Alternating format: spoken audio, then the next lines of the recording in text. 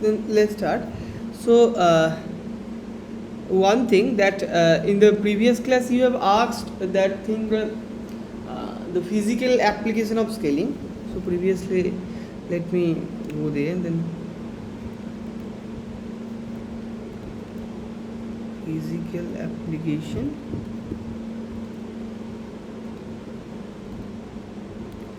of scaling.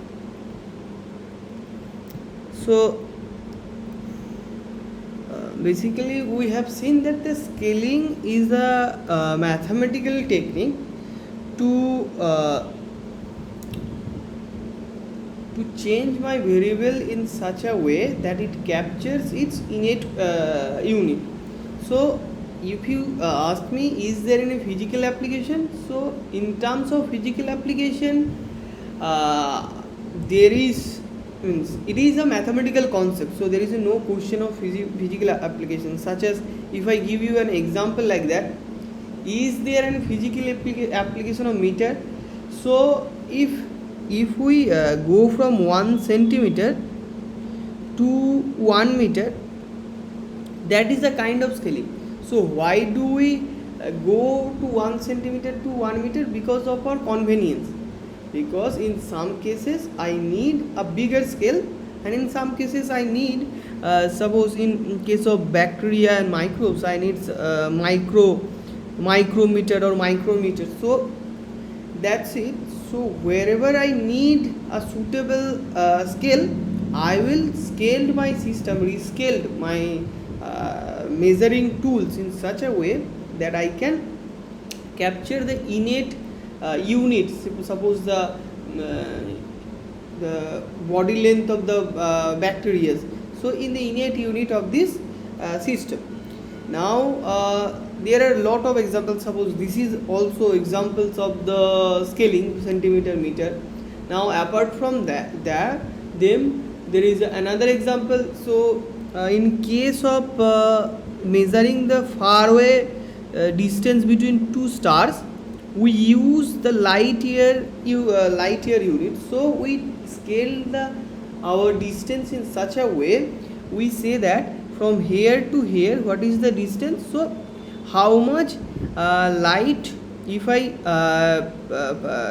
give a pulse of light here, how much time it will take the light to reach here? So that will be called the light year distance between two faraway stars or galaxies. So that's why we scaled the distance or the length in such a way that it captures the innate scale of that system. And in another case, this is the faraway galaxy, measuring faraway galaxy. In another case of whenever we are using electron, means whatever whenever we will use, we will actually work on the system of electrons which have lots of electrons. So we use electron volt. So EV, we use electron volt rather than using joule or any other words.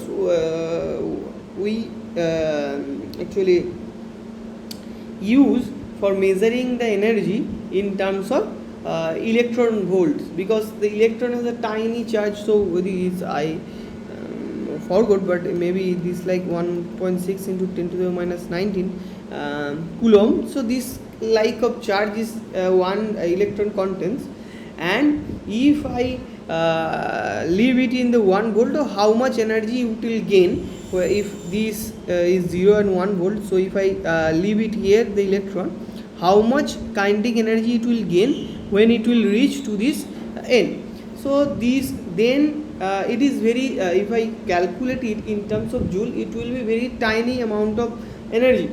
But since we want to work in this with this electron, so then we will change our energy, or we will rescale our energy in such a way we can use the electron volt.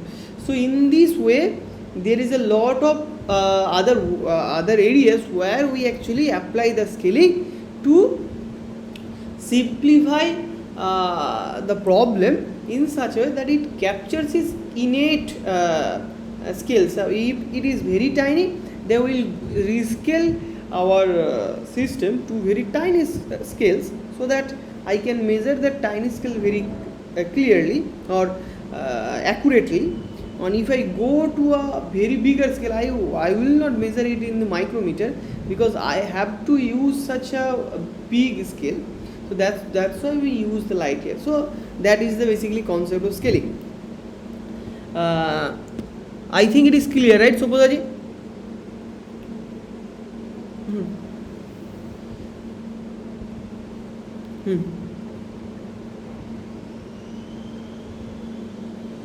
Yeah, right. Hmm. Hmm. Exactly.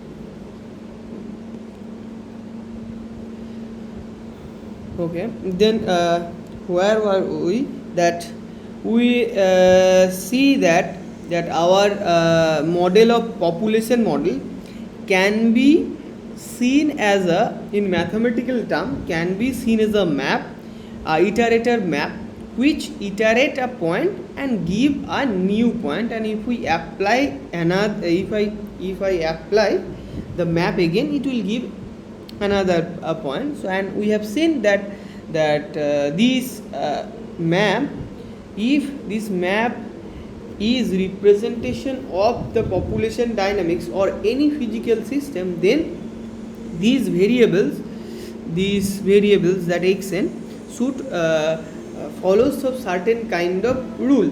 So here in case of population dynamics, we know that these variables should lie between 0 to 1, and in which variable f is acted on. Suppose here f is acted on xn, that is called the range of xn, is called the domain, and the range of the variable that we will get in the output, that is called the codomain. And we have learned that the f has such a property that if it represent the population dynamics model, then it has a property that its domain, if I take any point from its domain, because that point will be in between 0 to 1, it will go to a point that will also belong to 0 to 1, because that is also the state of the population. It can't live it can't live with the range 0 to 1. So f has a property that it maps a certain set domain in 0 to 1 interval to 0 to 1 interval. That's all. So that's we have seen, and we have seen the mathematically that it here you can see that here the range of the x. So if I take any value between 0 to 1, it will, in the xn plus 1, will take only from 0 to half. So it actually not living that 0 to 1 interval. So that is that. So then we have seen, we have told that we have learned that means in many cases we can't tell from which map this series, this iterated data is generated. Maybe the system, maybe so that's why we have developed a mechanism from which we can tell from our observational time series data. So suppose zero generation population size, 1 generation population size, 2nd generation population size. So from these observational data, this sequential time series data, can we predict what law is following or what is the iterative map is behind them? Then we have seen, yeah, there is a method. So that is, if I plot these consecutively two data, and if we think that this x1 is can be generated by applying a function f on x0, then and again the x2 can be generated through by applying f on x1 by same map, and so on so forth. Then we can write this x0 and x1 as if x0 and x coordinate of a x and y coordinate of a point, and if I can write in this way, then from here we know that if this is the x0, if I put input here x0, I will get a point x1 here, and that will lie on the curve fx. And here even if I have many such points, many such different points x0, then I can x0 and x1. So if my x0 is here, I will get x1 here. Similarly, if my x0 is here, my x1 will be here. Similarly, I will get a lot of points, and then from that I can regenerate this map. So, and we have seen that from example, there can be such maps which we can see from by only by looking at them. I can tell what is the pattern is going on, and there will be some map which we can't tell that there exists. Now let us see through some computer application, means that we can apply this concept to generate the map. So let's see. Okay.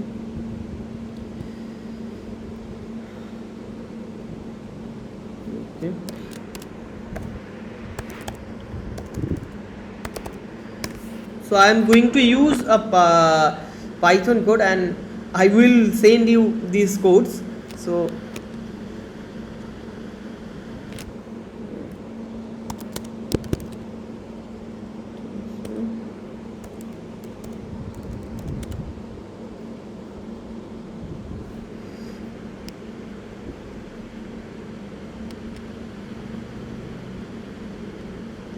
let me first show you that there is a, suppose there is a such time series observations. Suppose I have a time series observation like this. Can you see it? Right?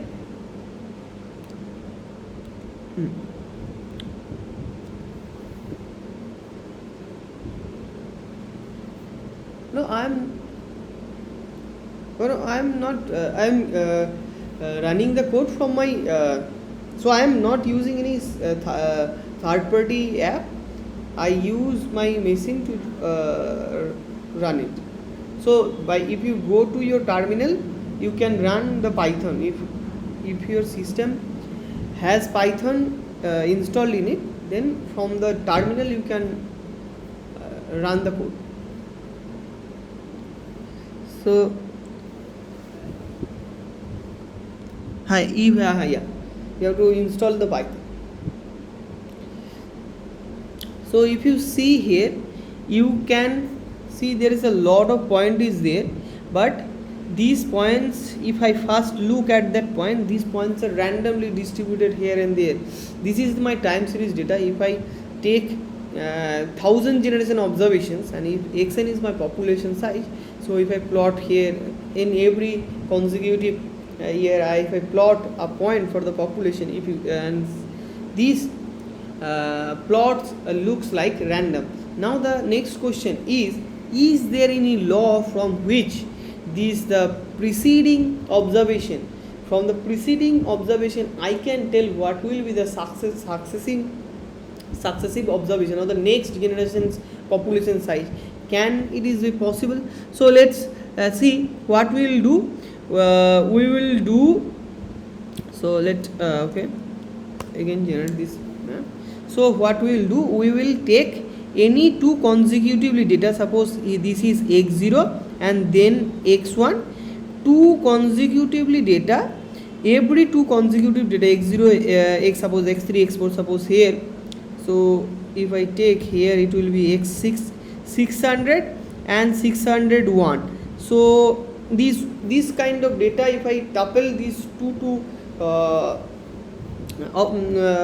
population values, so I will get what I will get. So what I will do, I will write coordinate. So I will write xn and xn plus 1, and then I will plot in x and 2D plane here in this xn plus 1 and here xn. So let's plot it. So first let's plot uh, five such five such observations. So I will plot here five such observations.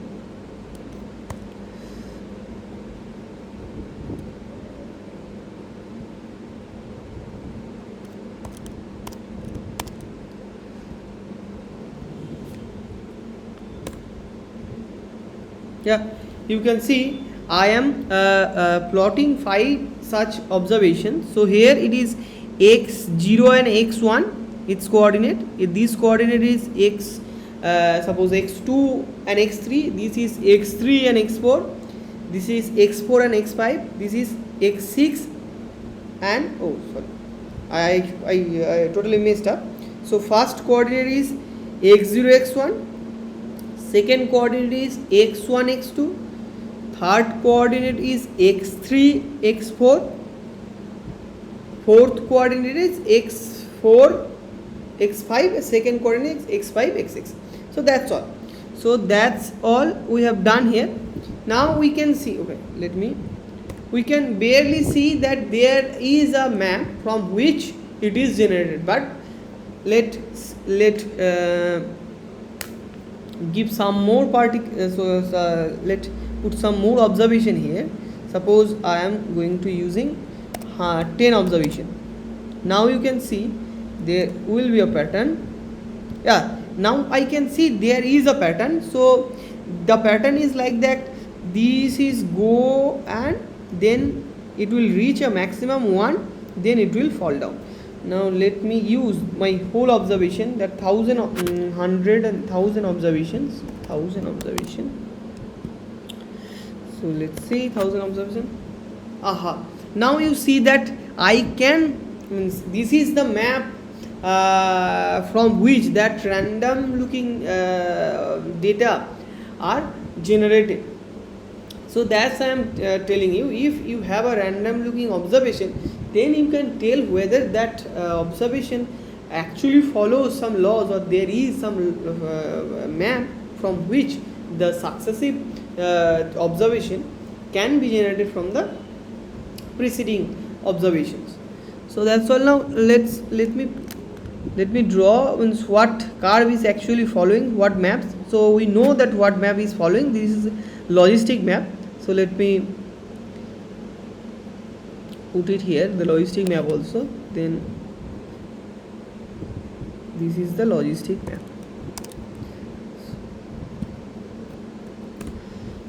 So these black dot lines are the logistic map. So logistic map of, this is the logistic, the black dots are logistic maps of, it is 4x and 1 minus x. So you can see that those randomly looking observation actually generated from the map, logistic map. So that's all. Now we will see that not every random looking map should have a map from which we can generate those observations. So let's see a random. Okay, first let's see 1000 observation.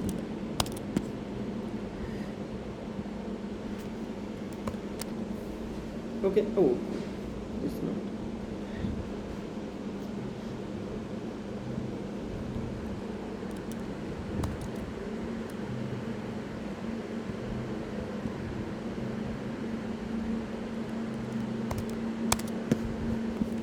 Okay, again we will see the same kind of random data is in my 2D plot here and there. So now my question is, if I go back to the previous method, so if I plot again 5, so let plot me 5 observations, 5 consecutive observations. So will it generate a map? So no, it is quite it is no, from 5 we can't tell. Let's use string.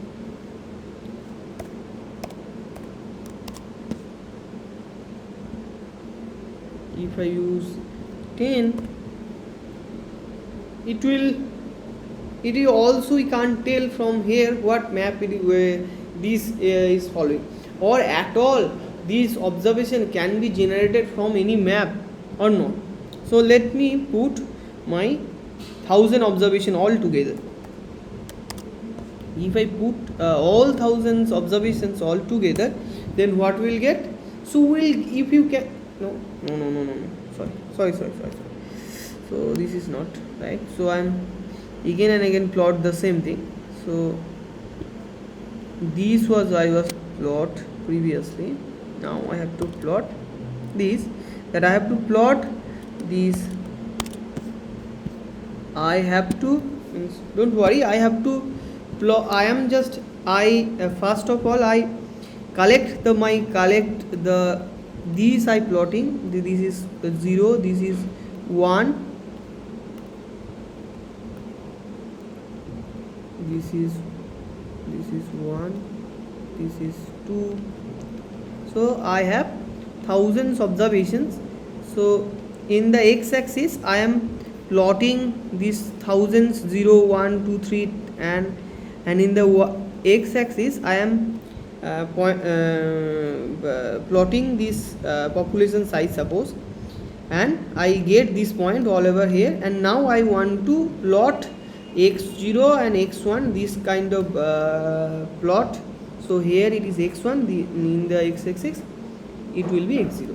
So if I plot this, let me plot. Now if I plot this, okay, if I plot, okay,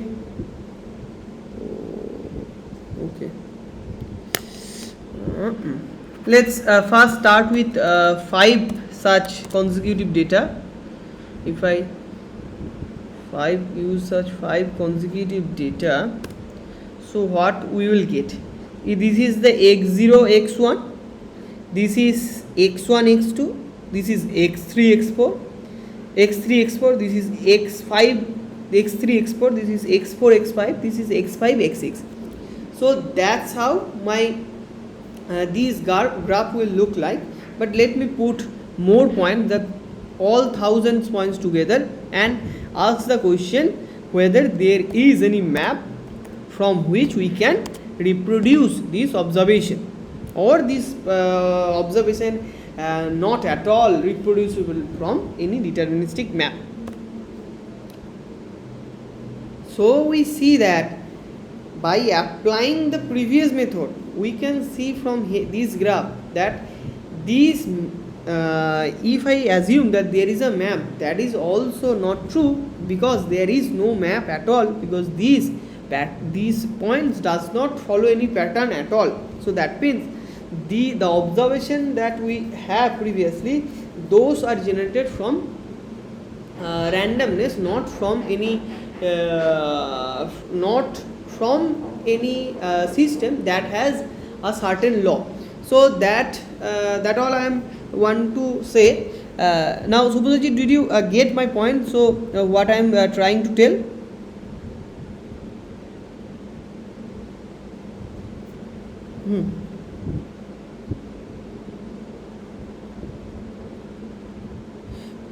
No, in the previous sample, that thing means, in the previous sample where there is a map and the graph you first look, that is actually that is generated from the chaos.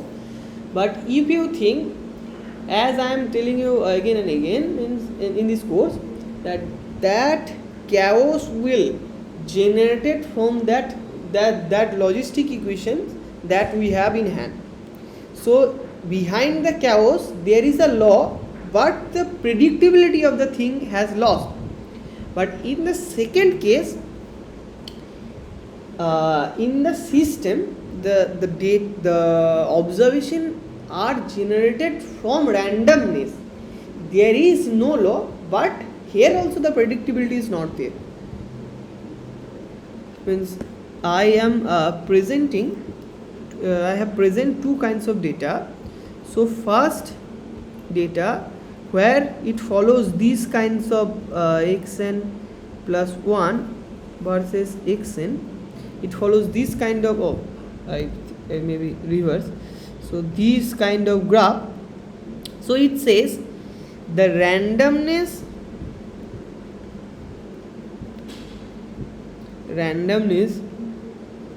behind the observation reason has certain rule.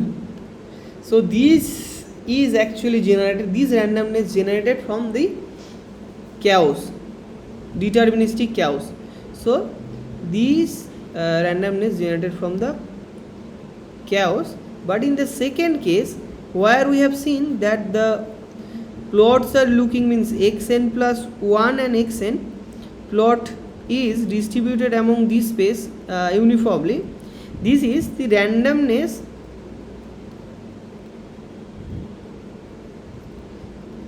does not means randomness has not any deterministic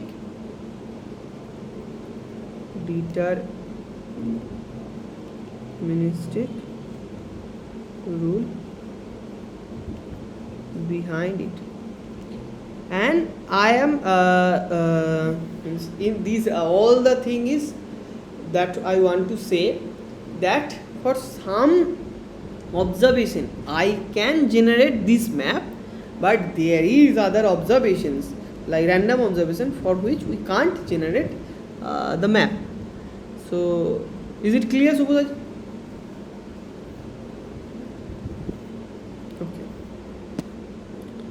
Then let me now that's all that I have said that I will show you these things on computer. So I have shown you. Then let's go towards a mathematical concept that is called orbit. Now we have seen that how by iterative map how we can means here you have in the first case of the example.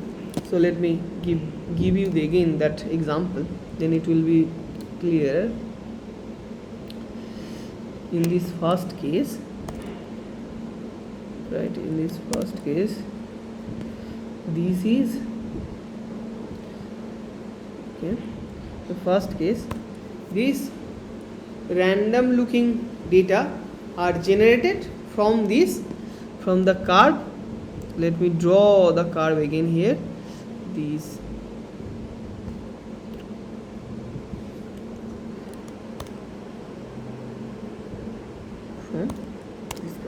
from using that random observation I can generate this curve.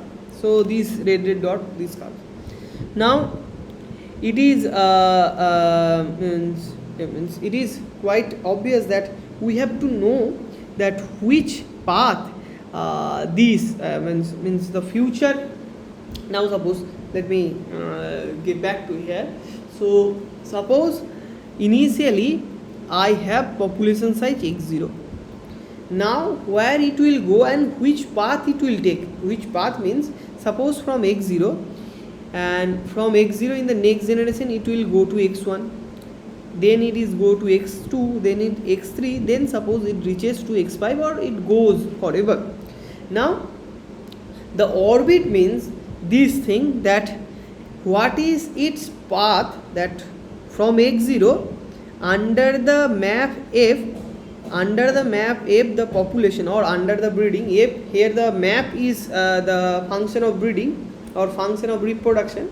So you can think like that here the x0 is the initial state of the population and the map is the reproduction. Now under the reproduction, the after the reproduction means after applying the map, the population goes to another state x1. Then if again I apply the map, it goes to f2. Then again if I apply the map, it goes to x3 and goes so forth so on. Then this sequence of iterates of x0, then after iterating by f, it will generate a point x1, then it will generate a point x2, then x3, then suppose x4, then suppose x5, and so forth, so on. Then we will say this sequence of iterates, is the orbit of x0 under f. So if I draw it in 2D plane, suppose here is x0. Now if I iterate through it f, so suppose it goes to a point x1, then it goes to a point, suppose x2, then it goes to a point x3, then it goes to a point x4. So then I will say that the orbit of x0 under f is x0, then x1, then x2, x3, x4, and this line doesn't have any meaning, this arrow line doesn't have meaning, so it only shows the ways in which this x0 goes to x1. x0 does not go from x0 to x0, but x0 come to x3 via x1 and x2. So that's all. That is called the trajectory, or this is called trajectory. In the continuous case, it is called the trajectory or orbit of x0 under the f. So what is here the orbit? Then here the orbit is, if I ask you what is the orbit, orbit will be x0, then x1, then x2, x3, x4. Now let me give you some example that we have previously seen. So okay, let me bring this here.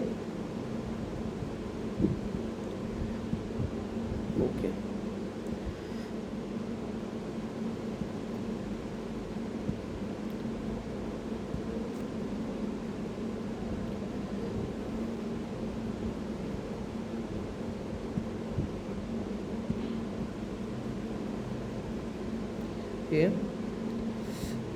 here it is. Okay,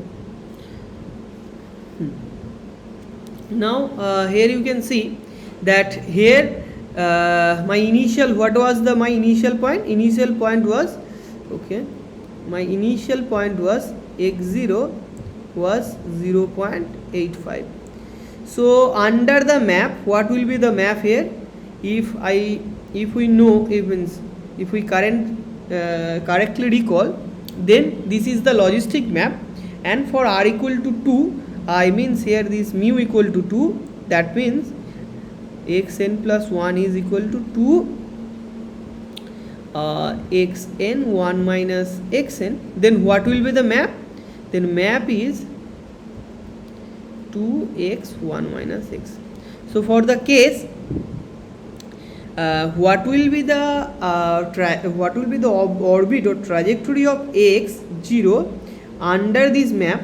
Map is fx. So if I put x0, and what data it will generate? 2x 1 minus x. So what will be the orbit of x0 under f map? So that if I put value of x0 in f, so 2 into 0.85 into 1 minus 0.85, so that will be 2 into 0.85 into 1 minus 0.85 will be 1.5, and if you multiply this, it will give this point, and again if you put this point in this f, it will generate this point, and so forth, so on, and this point will be generated. So what is the orbit of the x0 under the map f? So that will be 0.85, then this point, then this point, then this point, then this point, then 0.5, and it will okay, that will, I will come later. So 0.5, then again 0.5, 0.5, and it 0.5 will repeat infinitely, because it will not go anywhere from 0.5. If it reaches to 0.5, it will fixed there forever. So that is one kind of orbit. Now here if we put in place of 2, 3, suppose 3x 1 minus x, so what will the orbit of this 0.85 under the map 3x into 1 minus x? So that will be this point, then this point, and then this point, this point. Now you will see these 2 points will repeat infinitely. So this is another kind of orbit, and here again there is a fourth pure orbit, and there is a orbit of the, it is called the chaotic orbit, that this orbit constant in contain the orbit will contain infinite point which will not repeat itself. So here it will, you say it is also contain infinite point, but there is 2 point which is repeating itself again and again. Here there is 1 point which is repeat itself again and again. Here there will be 4 points, here it is 1 point, there will be 2 points again and again, here will be 4 points, but in the chaos you will see infinite points is there, but no points is repeating.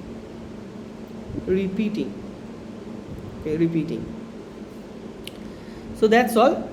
So that is the orbit. Now let me give an example which I can see from, means if I can calculate by hand. So let's write f x is equal to, this is my function 2x plus 1. Now if I ask, so here in mathematical term you will write this function, that f is a function which map from real line, a point in a real line to a real line. So that's it, that's all. Let's see, if I ask you what is the orbit, what is the orbit of suppose x0 equal to 1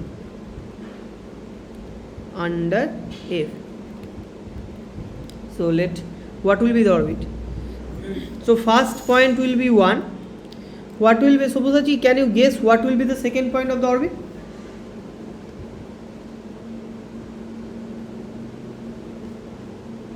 Right, 3, exactly, it will be 3. Then if I put 3 here, it will be 7. Okay, then it will be 15, and it will goes to infinity in this way.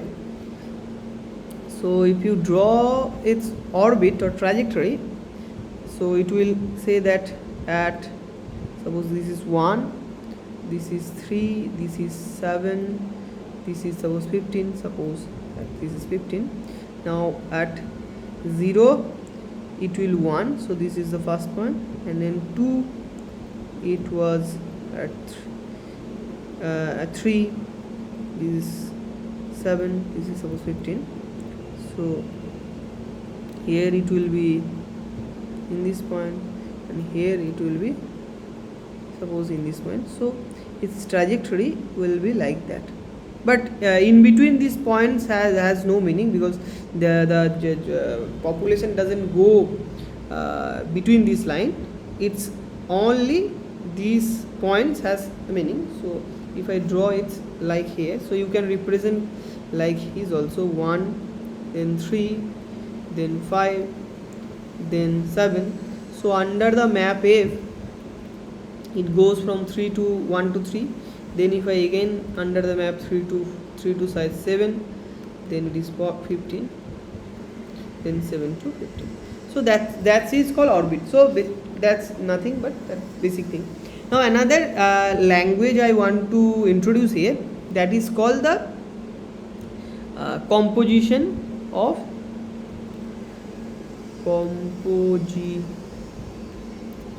function. So it is nothing but mathematical term. So let me talk it about little bit. So suppose that, so here if you see that this is my first generation population size, and this is my suppose third generation population size. Now if I tell you that can you calculate the third generation population size, if I give you the initial population size and the map, that reproduction map under which this population is evolving. If I give you only these two information which is encircled by the red line, can you give me this third generation population? Yes, obvious. I will first generate x1 under the map x0, then I will generate the under the map x1. So it can be look like that. F, first I have to f applied on x1, and x1 which is x f apply on x0. This now x3 will be f of x2. Now first f x2 means this, that f applying on x0. So if you see that this is quite tedious to write in this way, in this fashion, to x3. Now there is a way to write it in composite manner, so means in a clear manner, and that is mathematical symbol to write this in this way, that I can write, and this a function acted upon on a function. So this is actually write in this way. So this is in mathematical term, it is equivalent to write in this way, f composite of f, and that will acted upon x0. So first function f will acted on x0, then this function will acted on in this whole function f x0, then this function will acted upon this whole things, this. So that is the basic thing of composite function. Now we can write this composite function in this way, fq. Now if I write fq or fn, it means I am iteratively applying f n times. So fn means f iteratively applying f n times. So basically I want to write a language, a mathematical language, in which this iteration, if I have to say or write the iteration n times, then it will be very tedious. But in terms of composite function, I can write in this way.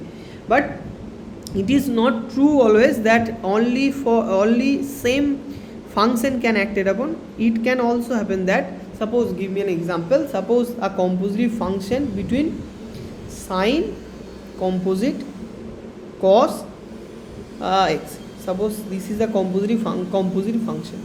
Now suppose this is g, this is let me write it in this way. Okay, suppose gx equal to sine x. So sine is a function and fx equal to cos x. So what will be the composite value of z composite f of x? Suppose for x equal to 30. So that will be, first I have to apply f of cos 30. So that is basically 1 by root 3, I think. G composite sine. So that will be, okay, let me, if I write it here, so it means sine of cos of 30 degree. Now sine cos 30 means, I think I forgot, but I think it is root 3 bit. So it is root 3 by 2, and then there will be some value, because root 3 by 2 I don't know what sine root 3 by 2 is equal to, but there will be some value sine root 3 by 2, but I can approximate it, but let's forget it. But this is like the composite function. Now here again, since I am applying this f again and again iteratively on x0, this is called also composite function.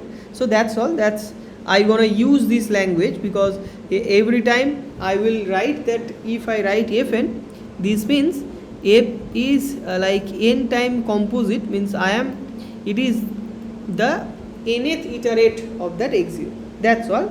Now it follows some rule, means there is some theorem which says that if I composite fn, so this is, let me write it in this way because it is theorem. So there is theorem that nth iterate will be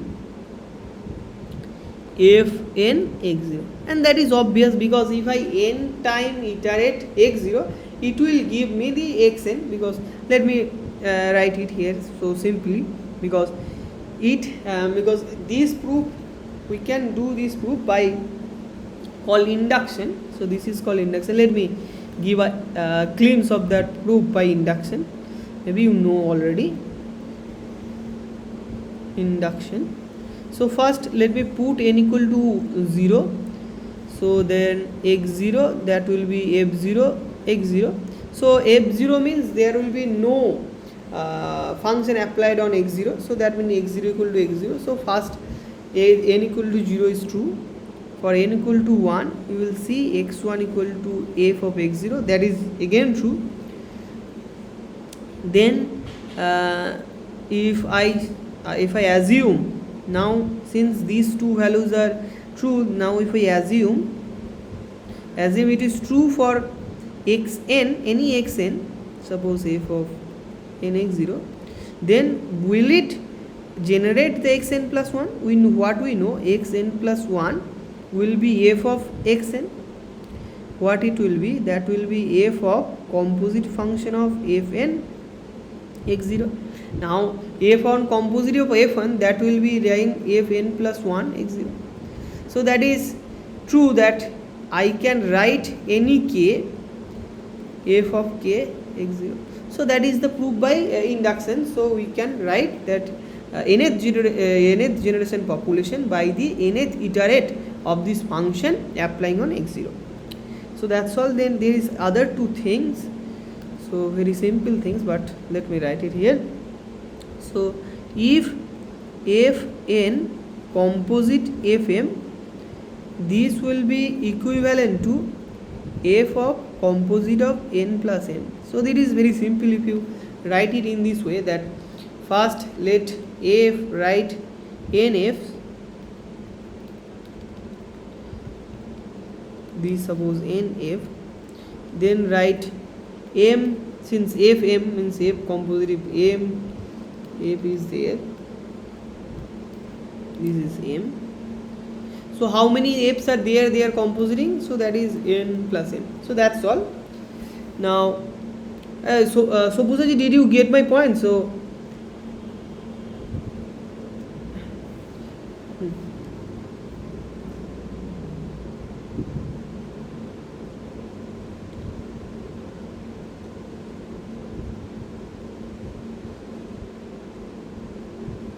yeah.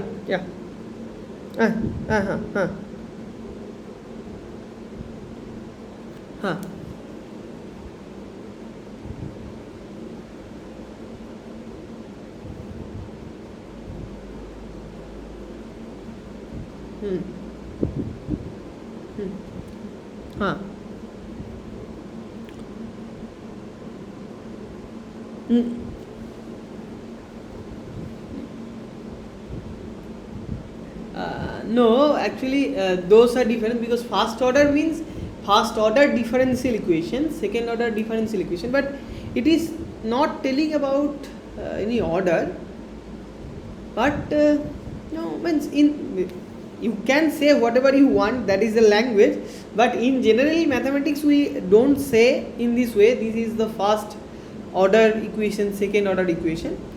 Rather we will say in the language that this is the first iteration, means if f1 means the first iteration of f2 means the second iteration of f3 means third iteration of f. In this way we means the language is this.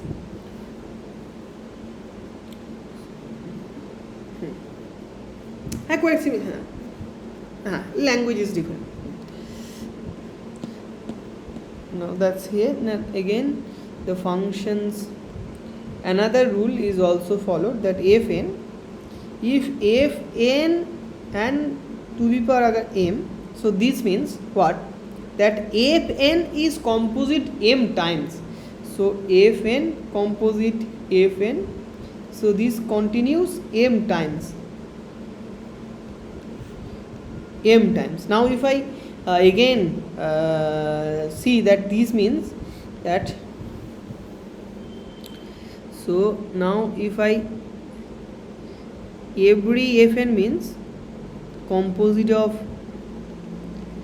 n, composite of n. Now this kind of n, this kind of m, sorry, composite, these kinds of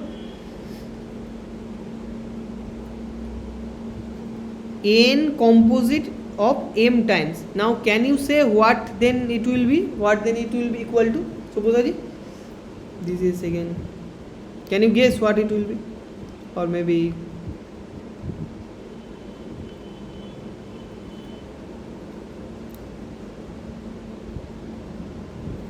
oh, my voice is breaking. Okay,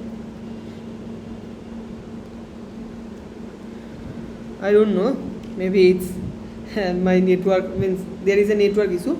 So can you tell me that what is what will be the means if I write fn to the power m in this way, then how many f is compositing together?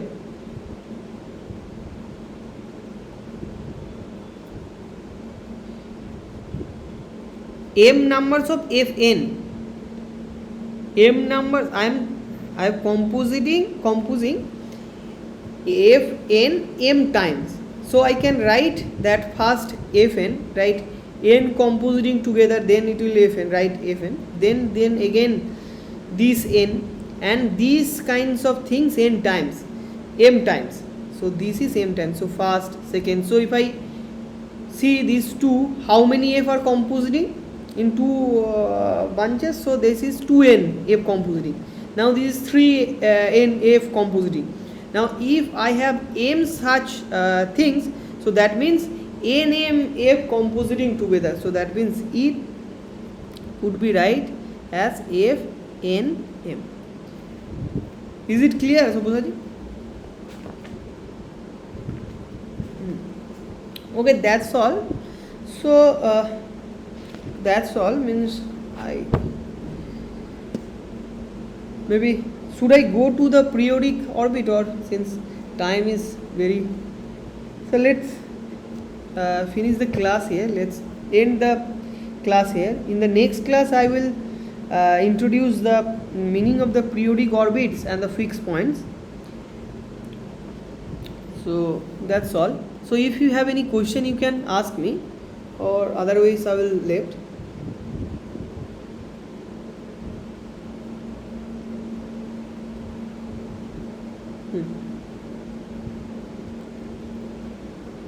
Okay.